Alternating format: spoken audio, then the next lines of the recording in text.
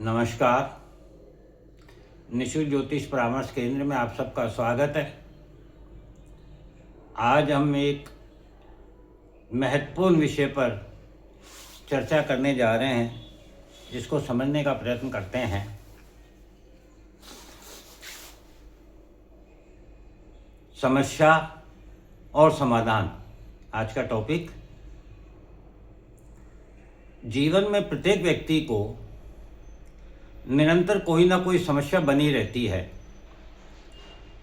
बच्चों को खिलौनों की, विद्यार्थियों को शिक्षा की, डिग्री प्राप्त करने की, बेरोजगारों को नौकरी प्राप्त करने की, रोजगार मिल जाए तो फिर शादी की, शादी हो जाए तो फिर संतान की, शादी भी हो जाए संतान भी हो जाए तो फिर कार मकान सुख सुविधा साधन की, व्यापारी को धन की, संपन्न व्यक्ति को रिश्तों की, सम्मान की। अर्थात प्रत्येक व्यक्ति को कोई ना कोई समस्या निरंतर बनी रहती है। और ये सभी समस्याएं हमारी इच्छाओं अपेक्षाओं के कारण हमारे मन में उत्पन्न होती है। इच्छाएं और अपेक्षाएं हमारी दृष्टि के कारण उत्पन्न होती है। समस्या उत्पन्न होती है इच्छाओं और अपेक्षाओं के कारण, और इच्छाएं और अपेक्षा उत्पन्न होती है दृष्टि के कारण। पहले हम देखते हैं, देखने पर प्राप्त करने की चाहत उत्पन्न होती है। पाने के लिए फिर हम कर्म करते हैं, चाहत को पूरी करने के लिए कर्म करते हैं। नहीं मिले तो दुखी हो जाते हैं, मिल जाए तो फिर हम दूसरों से तुलना करते हैं कि हमारे पास कम है, दूसरे के पास अधिक है। तो जो तुलना से जो हमें मिलती है,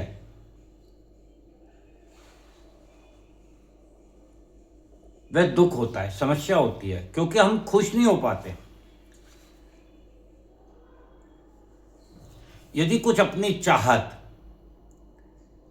प्रेम प्यार, कार मकान, दुकान, व्यापार, नौकरी, डिग्री कुछ भी मिल जाती है तो खुश हो जाते हैं। लेकिन अगले ही क्षण पुनः एक नई इच्छा जागृत हो जाती है और फिर दुखी हो जाते हैं। इससे स्पष्ट है कि जीवन में कितना भी कुछ भी प्राप्त हो जाए, उसकी खुशी क्षणिक है और दुख, तकलीफ, कष्ट, समस्याएं ये निरंतर बनी हुई हैं। इससे स्पष्ट है कि समस्या ही जीवन है। समस्या की जड़ में ही समाधान भी होता है। समस्या उत्पन्न कहाँ से हुई थी? तुलना करने से। तुलना किसकी की हमने? इच्छाओं और अपेक्षाओं की। इच्छाएं और अपेक्षाएं कहाँ से उत्पन्न हुई? दृष्टि के कारण। दृष्टि ने क्या दी हमें? चाहत। अब इसको आप त्रिदेवों के उदाहरण से समझते हैं। एक गुब्बारा है जिसे एक व्यक्ति बेचकर खुश हो रहा है। यह है ब्रह्मा जो सृजन कर रहे हैं। उसने गुब्बारे का सृजन किया।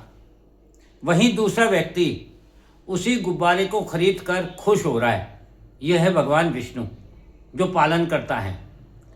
जब मुद्रा का लेन देन होता है तो जिस बच्चे ने गुब्बारा बेचा वह उस मुद्रा से अपने जीवन यापन की वस्तुएं खरीदेगा, और वह जिस व्यापारी से खरीदेगा वह व्यापारी उस व्यापार के सामान को खरीदने के लिए आगे देगा।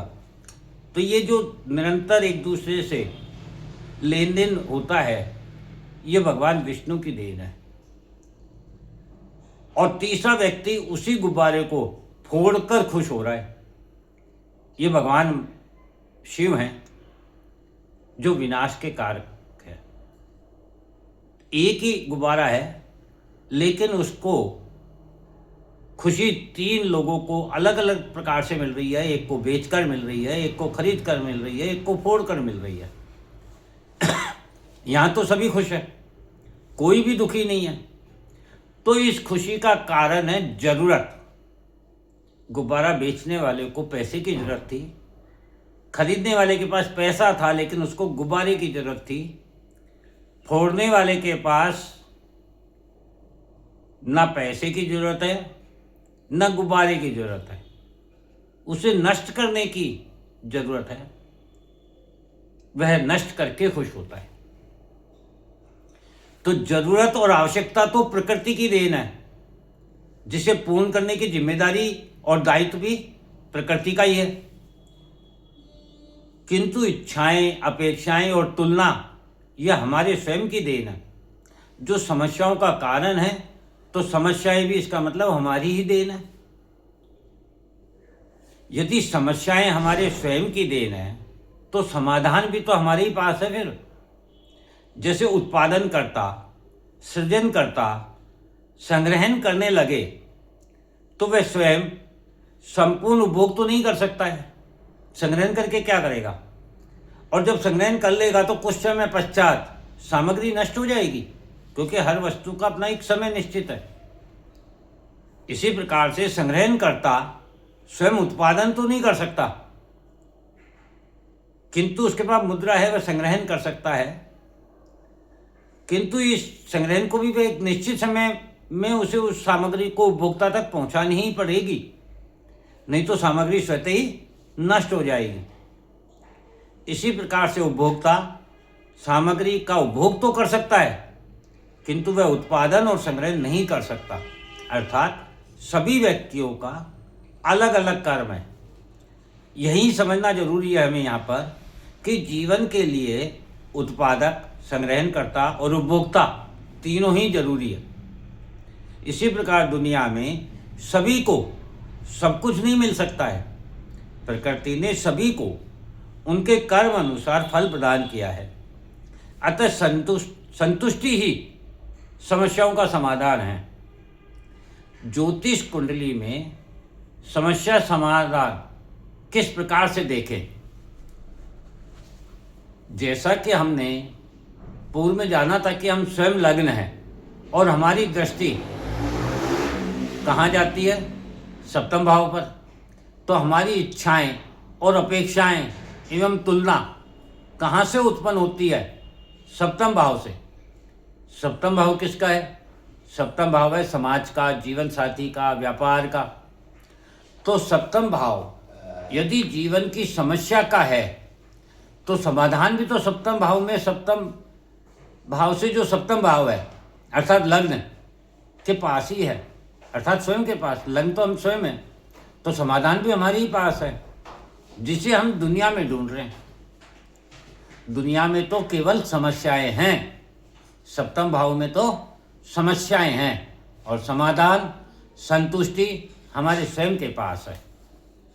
यदि हम स्वयं की दृष्टि में स्वयं को संपूर्ण समझें और स्वयं से संतुष्ट रहें, तो हम जब समाज को देखेंगे तो हम तुलना स्वयं के परिपूर्ण होने से करेंगे, ना कि हमारे पास क्या कमी है इससे करेंगे।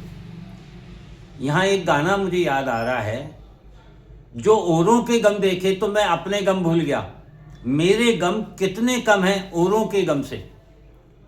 इस गाने में दृष्टि भी है, इच्छाएं और अपेक्षाएं भी है, तुलना भी है, किंतु समस्या नहीं है। क्यों?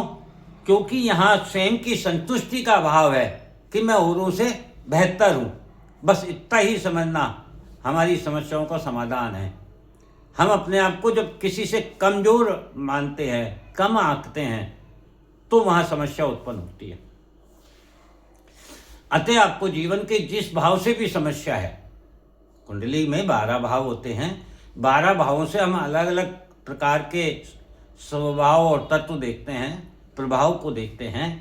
तो जिस भाव से भी आपको समस्या है, वह समस्या उसके सामने वाले सप्तम भाव के कारण है। समस्या, समाज और समाधान भी उसी भाव में है। यूँ माने कि प्रथम भाव हमारे व्यक्तित्व, सोच, विचार और दृष्टि का है, तो समस्या समाज, जीवन साथी और व्यापार की तुलना करने पर उत्पन्न होती है। स्वयं को यदि हम पूर्ण और संतुष्ट माने, तो समाज हो, जीवन साथी हो या व्यापार हो, वह हमें खुशी देगा, असंतुष्टि नहीं देगा, क्योंकि हम अपने आप से संतुष्ट हैं। समाज के पास क्या है उससे हमें फर्क नहीं पड़ता है। द्वितीय भाव परिवार का, धन का, स्वाद का, वाणी का, संस्कार का है, तो ठीक उसके सामने सप्तम भाव, अष्टम भाव होगा कुंडली का। जीवन साथी का अष्टम भाव क्या बताता है? यदि कुंडली का दूसरा भाव हमारा परिवार है तो अष्टम भाव जीवन साथी का परिवार हुआ। द्वितीय भाव हमारा परिवार का धन है तो अष्टम भाव हमारे जीवन साथी के परिवार का धन हुआ। तो स्वयं का द्वितीय भाव यदि हम मजबूत करें, उससे संतुष्ट हों, तो क्या ससुराल के किसी भी संस्कार के द्वारा, उनकी धन संपत्ति के द्वारा, उनके परिवार के द्वारा हमें कोई समस्या प्राप्त हो सकती है? नहीं हो सकती। तृतीय भाव ले लीजिए। तृतीय भाव हमारे पराक्रम का, कम्युनिकेशन का, आकर्षण का, छोटे भाई बहन का, पड़ोसी का है। ठीक उसके सामने सप्तम भाव देखे तो वह नवम भाव होगा कुंडली का। नवम भाव हमारे धर्म, पिता, गुरु, लक्ष्य, पूर्वजों का है। भाग्य के भरोसे रहोगे तो पराक्रम में कमी आ जाएगी, और यदि पराक्रम करोगे तो भाग्य का निर्माण होगा। चतुर्थ भाव ले लीजिए। चतुर्थ भाव हमारे मन का, इमोशन का, सुख सुविधा, भोग विलासिता का है। वहीं दशम भाव कर्म का है। कर्म करोगे तो सुख प्राप्त होगा, लेकिन सुख प्राप्त करने के लिए कर्म करना पड़ेगा, और कर्म करने के लिए सुख को छोड़ना पड़ेगा।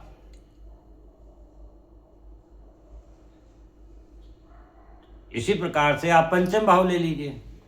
पंचम भाव हमारी संतान का, प्रेम प्यार का, कला का, पूर्व जन्म का, बुद्धि विवेक का है।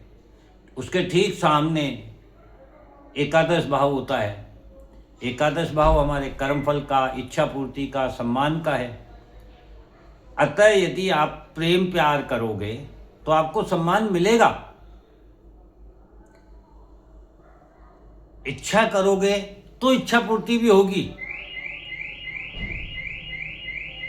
इसी प्रकार से आप छठा भाव ले लीजिए। छठा भाव हमारे ऋण शत्रु का है, और द्वादश भाव उसके ठीक सामने व्यय का, चिंतन मनन का है। अतः चिंतन मनन करोगे और व्यय करोगे, खर्चा करोगे, तो ऋण रोग शत्रु से तो मुक्ति प्राप्त होगी ना। बीमार होते हैं तो डॉक्टर पे, दवाई पे खर्चा होता है। ऋण लिया हुआ होता है तो उसको चुकाने पर खर्चा होता है।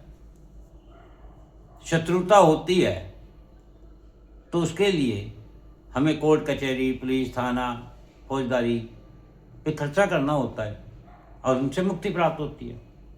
इस प्रकार प्रत्येक भाव की समस्या का समाधान उसके सामने वाले